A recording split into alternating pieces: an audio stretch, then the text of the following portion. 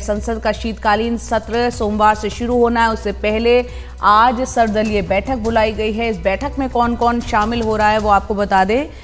बता दें कि इस बैठक में सरकार ने जो ये बैठक बुलाई है, इसमें रक्षा मंत्री राजनाथ सिंह, संसदीय कार्य मंत्री प्रहलाद जोशी मौजूद हैं।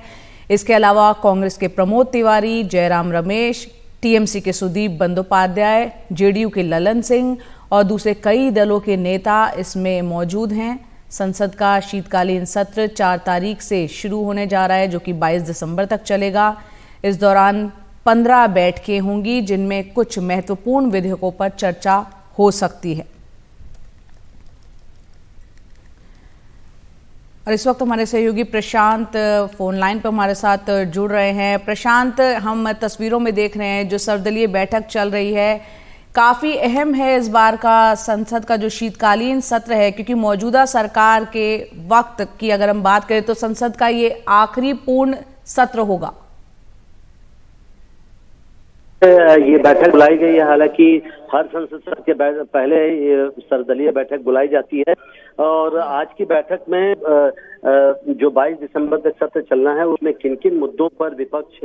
चर्चा करवाना चाहता है या किन मुद्दों को उठाना चाहता है और उस पर सरकार का क्या रिस्पॉन्स है, इसी के लिए ये बैठक बुलाई जाती है। हालांकि एक महत्वपूर्ण डेवलपमेंट ये भी है कि महुआ मोइत्रा के मसले पर जो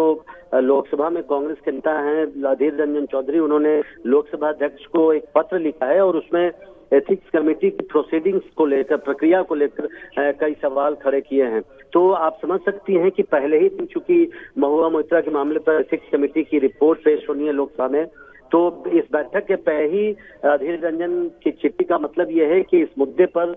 विपक्ष अब सरकार पर एक तरह से हमलावर है और सरकार को इस मुद्दे पर घेरने की तैयारी कर रहा है। 4 दिसंबर को पहले ही दिन रिपोर्ट पेश होने के साथ साथ एक मोशन भी लाया जाएगा, जिसमें महुआ मोइत्रा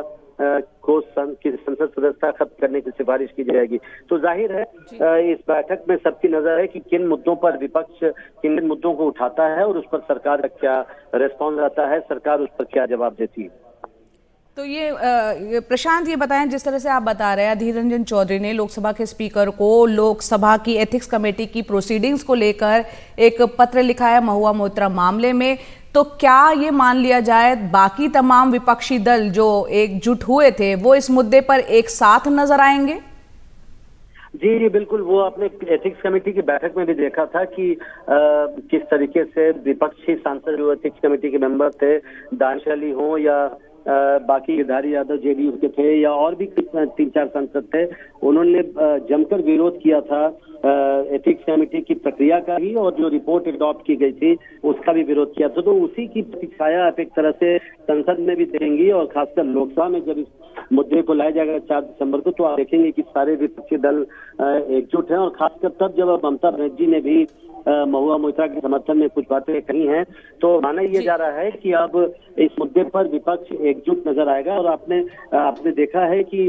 चूंकि चुनाव से पहले का ये आखिरी पूर्णकालिक सत्र है, तो जाहिर तौर पर इसका एक पॉलिटिकल एडवांटेज भी चाहेगा विपक्ष और विपक्ष को एकजुट करने के लिए एक मुद्दा मिलेगा। तो आपको